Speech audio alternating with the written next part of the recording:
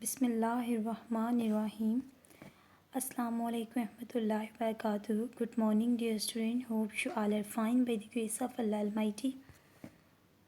Dear student, it's time to your biology lecture. So welcome to the direction group of school, which is the first STEM-based Islamic school system. Dear student, kindly protect yourself from COVID-19 and collect all the precautions that necessary to avoid COVID. Today is 31st May 2021 and day is Monday. So let's continue with chapter number 4, that is cell and tissues. Today our lesson objective is to know about the difference between eukaryotic and prokaryotic cells, to understand the cell size, volume ratio and relationship between the cell function and structure. So open your book page number 66 and collect all the tools that are necessary for your lecture. Difference between prokaryotic and eukaryotic cell. Firstly, we discuss here prokaryotic cell. Basically prokaryotic cells हमने इनका prokaryotic and eukaryotic cell का हमने first chapter में basic difference पढ़ा था, जिसमें prokaryotic ऐसे हैं ऐसे सेल्स हैं जिनमें जो मेम्ब्रेन बाउंड ऑर्गेनेल्स हैं वो प्रेजेंट नहीं, प्रोमिनेंट न्यूक्लियस इनमें प्रेजेंट नहीं होता, जबकि यूकैरियोटिक सेल्स में प्रॉपर ऑर्गेनेल्स प्रेजेंट होती हैं, न्यूक्लियस जो वो प्रोमिनेंट फॉर्म में प्रेजेंट होते हैं.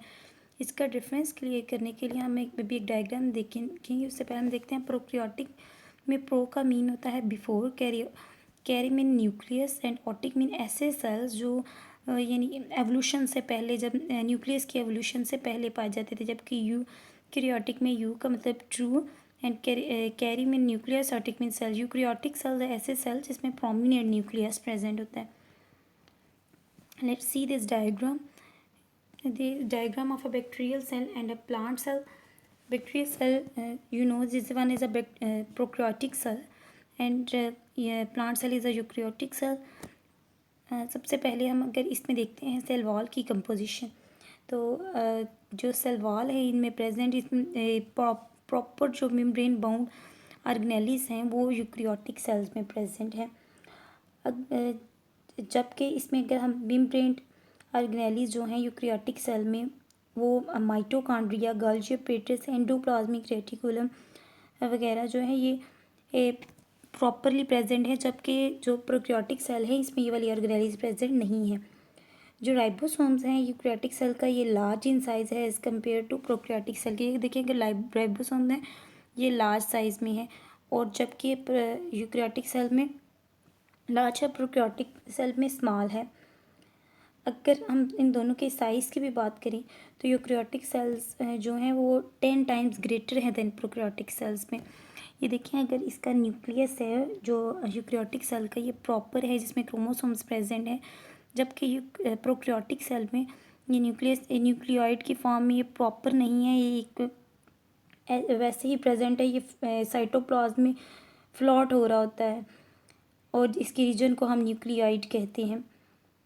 और इसके अलावा जो सेल वॉल है यूकैरियोटिक सेल की ये सेलुलोज और काइटिन से मिलकर बनी होती है, जबकि प्रोकैरियोटिक की सेल वॉल जो है वो पेप्टिडोग्लाइकिन की बनी है. प्रोकैरियोटिक सेल में जो सेल डिवीजन होती है वो बाइनरी फिशन से होती है, जबकि यूकैरियोटिक सेल में जो सेल डिवीजन होती है क्रोमोसोम के थ्रू, इसे माइटोसिस कहते हैं. अब इसका हम डिटेल में डिफरेंस देखते हैं. देखिए prokaryotic cells prominent nucleus bounded by nuclear envelope is absent, जबकि प्रोकैरियोटिक सेल में क्या है, prominent nucleus bounded by nuclear envelope is absent, कि न्यूक्लियर इन्वेलप प्रेजेंट है, एब्सेंट है. जबकि यूकैरियोटिक सेल में प्रोमिनेंट न्यूक्लियस होगा, न्यूक्लियर इन्वेलप भी प्रेजेंट होगा, न्यूक्लियस की एक प्रॉपर शेप होगी. प्रोकैरियोटिक सेल में क्रोमोसोम देखें ये कंसिस्ट कर रहे हैं डीएनए पे और ये फ्लॉट करते हैं साइटोप्लाज्म नियर सेंटर. हम देखा है उधर सेंटर जो सेंटर में फ्लॉट का आ रहा था, न्यूक्लियस भी इनका न्यूक्लियोइड की फॉर्म में प्रेजेंट था, जबकि यूकैरियोटिक सेल में क्रोमोसोम जो होते हैं वो प्रोटीन से मिलकर और डीएनए से बने होते हैं, ये न्यूक्लियस की इनसाइड पे प्रॉपरली प्रेजेंट होते हैं. प्रोकैरियोटिक सेल में मेम्ब्रेन बाउंड ऑर्गेनेल्स जो है एब्सेंट होती हैं, like Golgi apparatus, mitochondria, endoplasmic reticulum, जबकि यूकैरियोटिक सेल में सारी ऑर्गेनेल्स प्रॉपरली प्रेजेंट हैं. Prokaryotic cell ribosomes are present in cytoplasm, it's smaller than the ribosome of eukaryotic cell. In eukaryotic cell, ribosomes are present in the cytoplasm as well as attached to the endoplasm reticulum and are larger than the ribosome than the eukaryotic cell. फिर हमने size का पढ़ा था कि जो prokaryotic cell है वो 10 times smaller है देन यूकैरियोटिक सेल, जबकि प्रोकैरियोटिक सेल से 10 टाइम लार्जर है यूकैरियोटिक सेल। सेल वॉल जो है ये पेप्टिडोग्लाइकन की बनी होती है और जो कि पॉलीमर है अमाइनो एसिड और शुगर का। और सेल डिवीजन को हम इसकी सेल डिवीजन को बाइनरी डिवीजन कहते हैं, जबकि यूकैरियोटिक सेल में जो सेल वॉल है वो सेलुलोज से होती है प्लांट में और फंजाई में काइटिन से बनी होती है, जबकि सेल डिवीजन जो है यूकैरियोटिक सेल की ने माइटोसिस कहते हैं। इस क्वेश्चन को आपने राइट डाउन करना है और साथ में इसकी डायग्राम भी ड्रा करनी है, इसकी पिक्चर मेरे साथ शेयर करनी है। नेक्स्ट जो हमारा टॉपिक है वो है relationship between cell function and cell structure. But सबको पता है कि एनिमल्स और प्लांट जो है इनमें डिफरेंट टाइप के सेल्स पाए जाते हैं और हर जो सेल है वो अपना स्पेसिफिक फंक्शन परफॉर्म करता है, अपने आपस में कोऑर्डिनेट करते हैं और लाइफ प्रोसेस ऑर्गेनिज्म का बनाते हैं। सेल जो है वो डिफरेंट वन सेल एक डिफरेंट टाइप के हो सकते हैं। जो हमारी बॉडी है ये 200 टाइप्स ऑफ सेल पे कंसिस्ट करती है। ये इस जो हमारी टॉपिक है relationship between cell structure and function, इसको हम 3 सब पॉइंट में डिवाइड करेंगे। फर्स्ट में हम इसकी पढ़ेंगे साइज़ एंड शेप, कि सेल की साइज़ और शेप कैसी होती है। फिर इसके surface area to volume ratio देखेंगे और देखेंगे प्रेजेंस ऑफ ऑर्गेनेलिस को।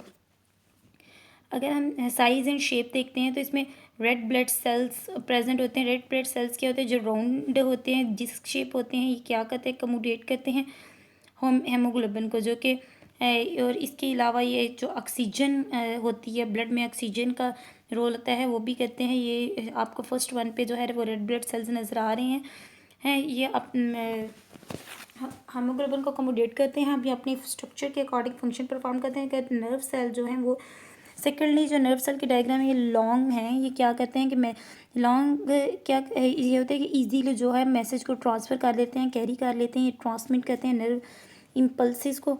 देन जाइलम हैं सेल हैं जो ट्यूब लाइक हैं, थिक वॉल्ड सेल हैं, प्लांट में प्रेजेंट होते हैं, आपको नज़र आ रहे हैं। ये प्लांट को सपोर्ट प्रोवाइड करते हैं और रूट से लेकर स्टेम तक। फिर नेक्स्ट जो है प्लांट को ये वाटर की जो ट्रांसमिशन होती है उसका फंक्शन परफॉर्म करते हैं। नेक्स्ट है surface area to volume ratio, ये इसमें रूट हेयर सेल्स होते हैं। रूट हेयर सेल्स आपको सामने ये ब्लू कलर की पिक्चर है, इसमें ये रूट हेयर सेल्स हैं, इनका सरफेस एरिया लार्ज होता है और ये मैक्सिमम जो है वो वाटर की अब्जॉर्प्शन और साल्ट की अब्जॉर्प्शन करते हैं। एंड नेक्स्ट वन है presence of organelles. Presence of organelles जो है जो ऑर्गेनेलिस जो है उसके प्रॉपर फंक्शन परफॉर्म करती हैं। जैसे हमने अपने जो प्रीवियस लेक्चर में डिटेल के साथ ऑर्गेनेलिस देखी थी कि सेल जो इन्वॉल्व डिफरेंट टाइप की सिक्रेशन में इन्वॉल्व होते हैं, जो ज़्यादा कम्प्लेक्स एंडोप्लाज्मिक रेटिकुलम और गोल्गी एप्परेटस में होती हैं। बाकी ऑर्गेनेलिस हमने प्रीवियस लेक्चर में डिटेल से देखी थी। नेक्स्ट है individual cells contribute in the functioning of the whole body. देखिए कुछ जब इंडिविजुअल सेल जो होते हैं जब वो अपना फंक्शन परफॉर्म करते हैं तो वो होल बॉडी का में फंक्शन परफॉर्म करते हैं। जैसा कि सबसे पहले ही इसमें एग्जांपल है नर्व सेल जो कंडक्ट करते हैं नर्व इम्पल्सिस। नर्व सेल क्या करते हैं, कंट्रीब्यूट करते हैं कोऑर्डिनेशन को और हमने पढ़ा कि ये मैसेज को ट्रांसफ़र करते हैं। जब मसल सेल हैं जो कंट्रैक्शन करते हैं, जब भी कंट्रैक्शन करते हैं तो ये क्या करते हैं, ये इजीली बॉडी की मूवमेंट में हेल्प करते हैं और ये शेयर करते हैं जो मूवमेंट है बॉडी की उसमें हेल्प आउट करते हैं। देन रेड ब्लड सेल्स हैं, ये ऑक्सीजन को कैरी करते हैं और जो है हमने पीछे हीमोग्लोबिन का फंक्शन पढ़ा उसमें भी हेल्प आउट करते हैं। देन वाइट ब्लड सेल ये क्या करते हैं कि जो जब भी हमारी बॉडी में कोई पैथोजन एंटर होने लगता है या फॉरेन एजेंट आता है तो ये जल्दी से एक्टिव हो जाती है और हमारी ट्रांसपोर्टेशन और डिफेंस में रोल परफॉर्म करती हैं। नेक्स्ट है स्किन सेल जो होते हैं ये act as a physical barrier act करते हैं जब फॉरेन मटेरियल के जो सम जैसे receptor like temperature touch pain में ये हेल्प आउट करते हैं। देन हमारे यहाँ बोन हैं जी क्या कहती हैं, इनके ऊपर कैल्शियम डिपॉजिट होती है जो कि एक्स्ट्रा सोलर स्पेस है जो बोन को टफ कर बनाती है। ये क्या है और ये कंट्रीब्यूट करते हैं सपोर्टिंग रोल्स ऑफ बोन्स, ये हमारी बॉडी को सपोर्ट प्रोवाइड करते हैं। कहते हैं cell as the open system भी फंक्शन परफॉर्म करता है। सेल ओपन सिस्टम फंक्शन कैसे परफॉर्म करता है, समटाइम्स ये पेपर में क्वेश्चन भी आता है कि cell work as an open system justify this. आपकी बुक पे भी गिवन है लास्ट पे ये एज अ हेडिंग है cell as an open system. अब सेल क्या है एक ओपन सिस्टम पे वर्क करता है, ये क्या करता है, ये सब्सटेंस को जो भी सब्सटेंस इसकी नीड का होता है उसे लेता है, मेटाबॉलिक एक्टिविटीज़ परफॉर्म करता है थ्रू सेल मेम्ब्रेन। देन ये मेटाबॉलिक प्रोसेसेस करता है और जो प्रोडक्ट होती हैं, बाय प्रोडक्ट होती हैं, ये मेटाबॉलिज्म में फॉर्म होती हैं और सेल्स इन्हें यूटिलाइज करता है, प्रोडक्ट को ट्रांसपोर्ट करता है दूसरे सेल में। और जो बाई प्रोडक्ट होती है या तो इसे स्टोर कर देता है या एक्सक्रीट कर देता है सेल से। नेक्स्ट वन है cell size and surface area to volume ratio. इसमें हम डिस्कस करेंगे कि सेल का जो वॉल्यूम टू रेशियो है सेल का सरफेस साइज और एरिया, इसके क्या इफेक्ट हैं। सेल्स डिफरेंट सेल जो होते हैं वो वेरी करते हैं साइज़ में, कुछ बहुत ज़्यादा बड़े होते हैं, कुछ स्मॉल होते हैं, कुछ लॉन्गेस्ट होते हैं। तो जो स्मॉलेस्ट सेल है, जो सबसे स्मॉलेस्ट सेल है बैक्टीरिया का, इसे हम कहते हैं माइकोप्लाज्म, जिसका डायमीटर होता है 0.1 माइक्रोमीटर टू 10 माइक्रोमीटर। जबकि बल्कियस्ट सेल है, जो सबसे बल्कियस्ट हैवीएस्ट सेल है, वो बर्ड का एग है। और ये लॉन्गेस्ट सेल है वो है सब मसल्स के सेल हैं, लाइक नर्व सेल्स हैं। के मोस्ट सेल क्या है, लाई करते हैं बिटवीन दीज एक्सट्रीम। कुछ कहते हैं मोस्टली सेल कहते हैं एक्सट्रीम के मिड में भी लाई करते हैं। सेल साइज और शेप जो है ये रिलेट करती हैं इनके फंक्शन के साथ।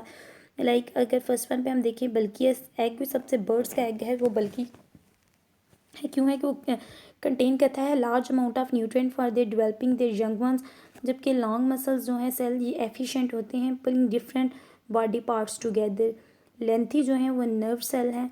नर्व सेल क्या कहते हैं, जो ट्रांसमिट मैसेज करते हैं डिफरेंट पार्ट्स ऑफ बॉडी में। जबकि दूसरी तरफ जो स्मॉल सेल्स हैं, ये भी इसके भी मैनी बेनिफिट्स हैं। जैसे कि ह्यूमन में रेड ब्लड सेल्स जो हैं ये ओनली 8 माइक्रोमीटर डायमीटर हैं, they can move through our teeniest body vessels like capillaries। अब मोस्टली सेल के होते हैं स्मॉल इन साइज होते हैं। अगर हम इनका रिलेशन देखें वॉल्यूम का, लार्ज सेल्स के less surface area as compare to the small cell. अगर हम इनका रिलेशन देखें तो ये हम डायग्राम से देखते हैं, एक ये रिलेशनशिप है। यूजिंग क्यूब शेप सेल के हम डायग्राम को यूज़ करते हैं। अब देखिए कि वॉल्यूम जो है वो डायग्राम आप देखें, इसमें हम देखते हैं वॉल्यूम, एक जो लार्ज क्यूब है इसका वॉल्यूम कितना है, एक साइड किसका वॉल्यूम कितना हुआ 3 माइक्रोमीटर। तो अगर हम देखें इसके 3 साइड्स का, तो हम 30 माइक्रोमीटर को मल्टीप्लाई करेंगे 3 टाइम्स, तो क्या होगा हमारे पास 27 माइक्रोमीटर क्यूब इसका होगा। अगर इसको हमने डिवाइड किया तो 27 क्यूब्स स्मॉल क्यूब्स में डिवाइड किया, जब इसको डिफरेंट क्यूब्स में डिवाइड किया तो सबसे पहले हम 1 क्यूब का अगर देखें वॉल्यूम, तो 1 क्यूब का है, ये देखें तो वॉल्यूम क्यूब का है 10 माइक्रोमीटर। 10 माइक्रोमीटर को हम करेंगे 3 टाइम्स, क्योंकि स्मॉल क्यूब्स की देखिए 3 टाइम्स है, तो 3 टाइम्स किया तो इसका 1000 माइक्रोमीटर। इसी तरह हम जो 27 का करेंगे, जब 3 स्मॉल क्यूब्स का है 1000 माइक्रोमीटर, तो 27 का करें, अगर 27 के साथ मल्टीप्लाई करें तो 27,000 माइक्रोमीटर बना जाए। कि जो स्मॉल क्यूब्स का वॉल्यूम है, जो लार्ज क्यूब का वॉल्यूम है, देखें ये उसको डिवाइड किया था तो वही लार्ज क्यूब है इसका, तो दोनों का सेम है 27,000 माइक्रोमीटर क्यूब। अगर हम इसके कंट्रास्ट में total volume, total surface area इसका देखें, जो कि इससे सरफेस एरिया तो इससे डिफरेंट होगा। पहले आपने वॉल्यूम देखा, अब हम देखेंगे सरफेस एरिया। सरफेस एरिया अगर एक लार्ज क्यूब का हम लेते हैं तो इसकी क्या 6 होंगी इसकी साइड्स, तो क्या करेंगे इसको 6 को हम करेंगे 30 माइक्रोमीटर जो है वो 2 का लेके 30 माइक्रोमीटर को जब हम इन दोनों को मल्टीप्लाई करेंगे और ब्रैकेट में फिर 6 से मल्टीप्लाई करेंगे तो इसका आएगा 5400 माइक्रोमीटर स्क्वायर होगा। इसी तरह जब हम स्मॉल का लेते हैं, एक स्मॉल क्यूब का लेते हैं, तो उसमें भी हम इसे सबसे पहले हमने सरफेस एरिया एक लार्ज क्यूब का देखा था, उसमें हमने लेंथ और विड्थ को मल्टीप्लाई किया था, 6 साइड थी इसकी साइड 6 से मल्टीप्लाई किया था, तो 5400 माइक्रोमीटर का स्क्वायर हमारे पास सरफेस एरिया था का एक लार्ज क्यूब का। और स्मॉल क्यूब का जो वॉल्यूम है, एक स्मॉल क्यूब का हमने देखा था वो 10 माइक्रोमीटर है, और इसको हमने मल्टीप्लाई किया जब इसके 6 साइड से, तो इसका हमारे पास सरफेस एरिया 600 माइक्रोमीटर का स्क्वायर आया। इसी तरह जब हम 27 जो स्मॉल क्यूब्स हैं इनका करेंगे, सरफेस एरिया जो था एक स्मॉल क्यूब का वो 600 था, तो 27 से हमारे पास स्मॉल क्यूब थी, उनको मल्टीप्लाई किया 27 को 600 माइक्रोमीटर के स्क्वायर से, तो हमारे पास 16,200 माइक्रोमीटर का स्क्वायर इसका हमारे पास सरफेस एरिया आएगा 27 स्मॉल क्यूब्स का। अगर हम सिग्निफिकेंस देखते हैं सेल सरफेस का एरिया टू वॉल्यूम रेशियो में, तो जो है need of nutrients and rate of waste production are directly proportion to the cell volume. कहते हैं न्यूट्रिएंट और रेट ऑफ वेस्ट प्रोडक्शन है जो इनके नीड यानी कि जो हमारी ज़रूरत है और जो प्रोडक्शन है वेस्ट की, जो हम एक्सक्रीट कर रहे हैं, डायरेक्टली प्रोपोर्शनल है, दोनों सेल के वॉल्यूम के डायरेक्टली प्रोपोर्शनल है।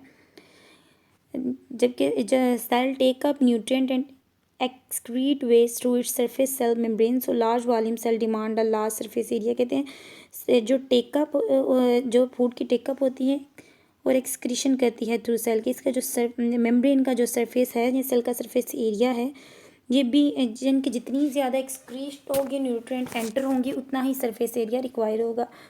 A large cell has a much smaller surface area relatively to its volume than the smaller cell है। कहते हैं जो लार्जर सेल है इसका सरफेस एरिया स्मॉलर होता है जबकि इसके वॉल्यूम से, देन द स्मॉलर, यानी कि स्मॉलर सेल का जो सरफेस एरिया कहते हैं लार्ज होता है जबकि वॉल्यूम कम होगा, जबकि लार्जर सेल के पास वॉल्यूम है लेकिन सरफेस एरिया कम है।